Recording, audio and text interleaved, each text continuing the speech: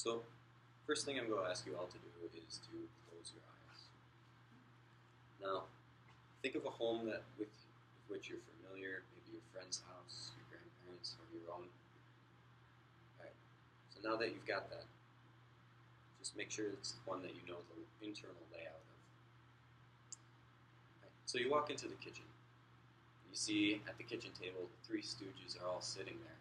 They're throwing pies at each other. Now you walk into the next room, the living room, and there's a swordfish with its nose stuck in the wall, and it's flapping around. You move into the dining room, and there's a yellow car parked up on the couch. Now you go you're walking up the stairs, and you see Batman come hurtling down the stairs past you. Once you reach the top of the stairs, you turn and you head into the bathroom where there's a life-size model of the Pentagon. Alright, open your eyes. So, besides being the weirdest introduction that you've probably ever heard, what is this? Well, we'll get to that later. The Mind Palace, or Memory Palace, is this memory technique that I have been using for 7 months now. And the Mind Palace has shortened the time that it takes for me to memorize schoolwork, language things, numbers, mathematical formulas, and things like that. And it's also way more accurate than the traditional memory techniques. So, how does the Mind Palace help you? Well, first, it gives you a more fulfilling life, which will make you more happy. Second, the Mind Palace, I will talk about how the Mind Palace helps us achieve that happiness. And then last, we'll look at what your life would look like when you implement the Mind Palace. So why do you need this? Well, in order to be happy, we need a fulfilling life. According to Ruth Kinloch, in a blog post written on August 5th, entitled 13 Tips for How to Pass Any Exam in a Week, if we increase our study time 50%, we're likely to retain 50% more information. Well, there's two problems with this idea. First, we already have a limited amount of time, and our lives are busy enough as it is. We can't spend that much time with friends. And second, choosing to spend time on homework over friendship is like asking someone which limb they'd like removed. So, but the lack of time isn't the full reason. There's other ways that we can spend more time studying, but they're not beneficial. Because, well, one, we need sleep. As reported by an article by the University Health Center of the University of Georgia entitled Sleep Rocks, Get More of It, the average amount of hours a college student sleeps is about 6 to 6.9. Now, this is bad because 1, it contributes to more stress, and 2, it also doesn't help because it increases your academic apathy. So, how can we still get more time, get good grades, and spend time with friends and attain sleep? Well, the answer is the Mind Palace. So, what exactly is the Mind Palace? The first person to use the Mind Palace was a man named Simonides. According to Collin and Frith's 2016 academic article entitled Wearing the City, Memory Palaces, Smartphones, and the Rhetorical Invention of Embodied Space, we can see in this quote from Collin and Frith, how the Mind Palace was used. After performing his lyrical poem in honor of the nobleman Scopas, Simonides was requested to meet 2 young men outside the banquet hall. Once outside, the roof of the hall collapsed on the dinner guests, rendering their bodies unrecognizable. Simonides remembered the places in order to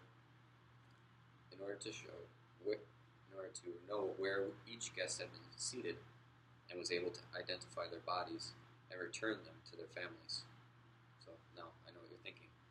Oh, wow, Dan, thanks a lot. I was always wondering, what would happen if I finished my poem and the roof collapsed? What would I do?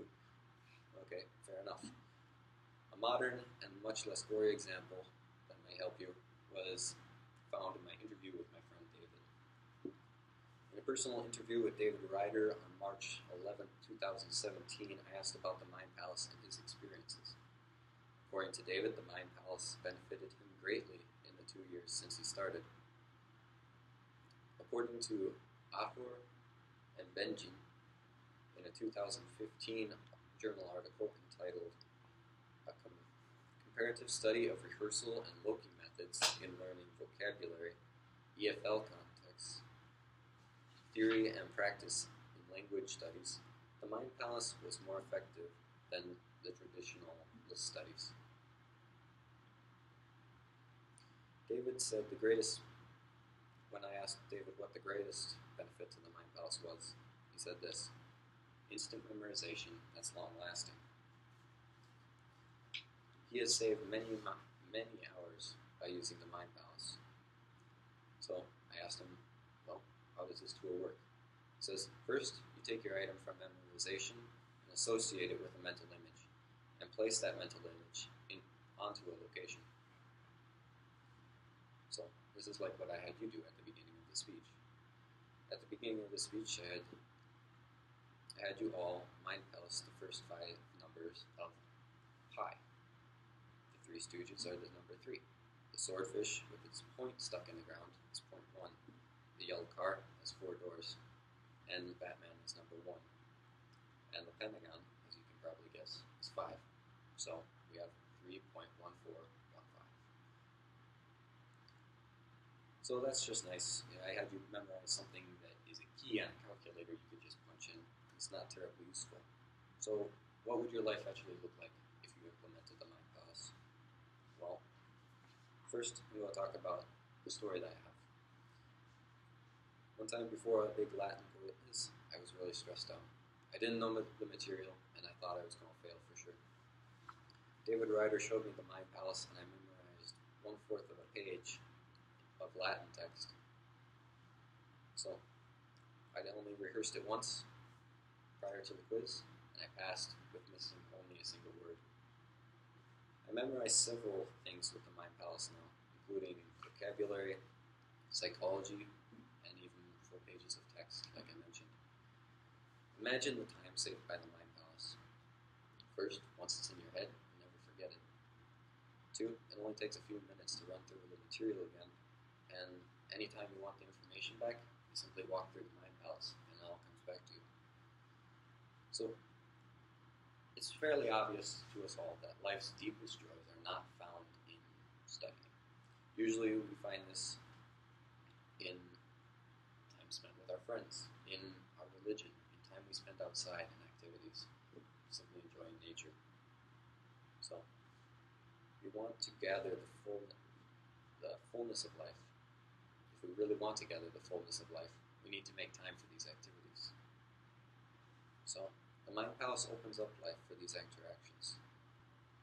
By saving time, we could devote more time to studying.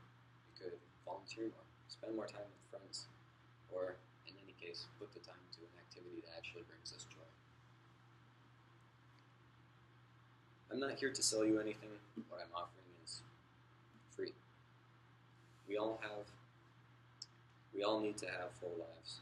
The Mind Palace allows us to spend more time with friends because it gives us more free time. To live a fuller life, you need to implement the Mind Palace today. So go back to your room, look it up on YouTube, TED Talks, search it out on your favorite engine, and then use it to decrease the time spent on a class that is the biggest time suck. This is especially helpful, according to a few people I have talked to who have used it in biology and in language studies. You deserve a good life, so go and take it by the horns.